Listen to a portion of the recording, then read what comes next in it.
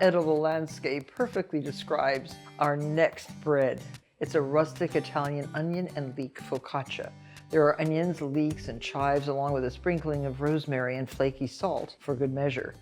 So first we are going to saute our onions, 6 medium yellow onions, a couple tablespoons of olive oil.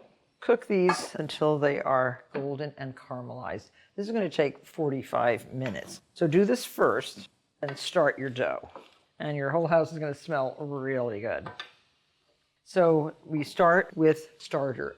In 2 1/4 cups of warm water, mix 3/4 of a teaspoon active dry yeast. Let that soften a little bit. And in the bowl of our mixer, we're going to add 4 3/4 cup of bread flour, the same high gluten flour that we used for the boule. Now the reason I like the dough hook is that it saves you a lot of time. You could easily make bread without it, but I think it's a time saver. And then add your yeast mixed with the water and just let the machine do the job. Once the flour and water are combined well, just cover with plastic wrap and let sit for 2 hours. So look what's happened to our yeast dough. This is doubled in bulk. What we're going to do now is add the flavoring. 4 1/2 teaspoons of coarse salt.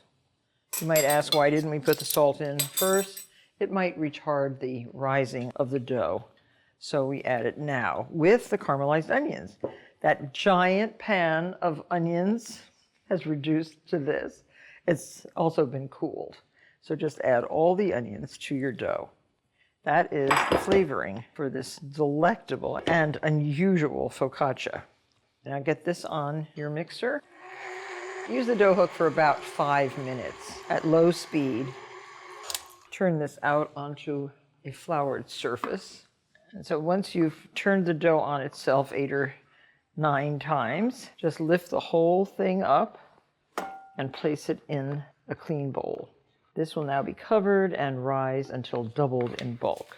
Once it rises, take it out, fold it 8 or 10 times, and put it back in the bowl and let it rise a second time.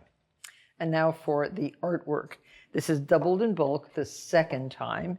I have prepared the decorative features of the focaccia: leeks cut into long, narrow strips, some chives, garlic chives are good, or regular chives, and some rosemary sprigs. And these are coated with olive oil. It's okay if your hands get completely covered with oil because that will help prevent the dough from sticking on your hands. A baking sheet with sides. We need 1/3 of a cup of oil. Just spread that all over the bottom. Then the dough. Release it from the bowl with your handy scraper. And this gets slid right out on the baking sheet. The dough is very soft, very malleable. Get it to the edges. And as it rests, it spreads. You can see all those great caramelized onions. And then decorate. These are so beautiful when they're laid as if they were growing right in the dough. So basically you're making a garden in the dough. And the chives add a dark green color. And then use those very fresh and beautiful dark green rosemary sprigs here and there so that they will infuse the dough with their very pungent, delicious flavor. So once this is all arranged, cover the entire thing with more plastic wrap and let rise again for about 45 minutes. And then it will be ready to put in the oven. So this is how the focaccia looks after 45 more minutes. If you think it needs a little tiny bit more oil, just sprinkle a little bit more on top. And then you can also sprinkle rather liberally with flaky sea salt. This is shiny and tasty, and it just makes everything look fantastic. Isn't that pretty? As pretty as a picture. Now your oven must be preheated to 450 degrees. In a regular gas oven, have a pizza stone on the floor of your oven. But in an electric oven like this, put it on the lowest rack. Set your timer 30 to 35 minutes. So this is what the focaccia looks like when it comes out of the oven. Let it cool just slightly before serving.